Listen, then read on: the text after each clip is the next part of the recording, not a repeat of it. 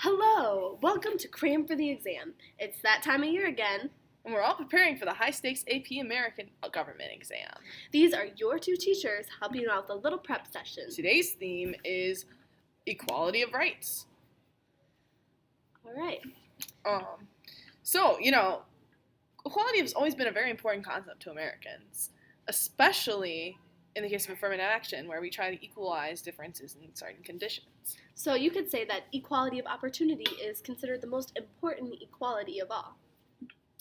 Racial equality was not started upon really by the government until Brown versus Board of Education. That case was huge in promoting the civil rights movement, which started with Rosa Parks.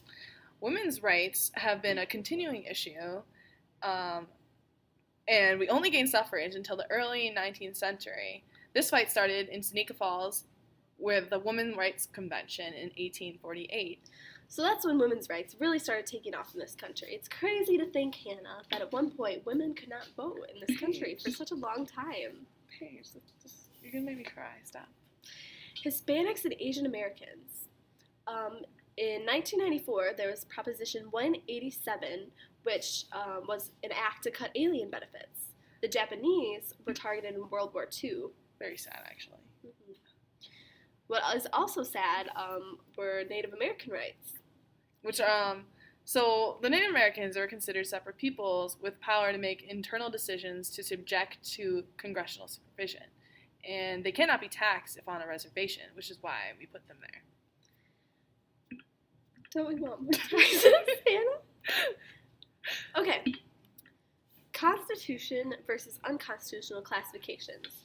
So these things are just determined by the rational basis test, suspect classifications and strict scrutiny, and quasi-suspect classifications and heightened scrutiny. Yep. So those are kind of the tests used to determine whether things are constitutional or unconstitutional regarding, rights and things like that. As far as voting rights, white primary and racial gerrymandering are unconstitutional. And no poll tax or literary tests should be required for someone to vote. And they are not now, Hannah. Isn't that lovely? Good job, America! Yeah! All right. We're cramming for the exam. Today we looked at equal rights under the law. No fancy words, no fancy suits. Plain talk about issues you need to know about. Just in time.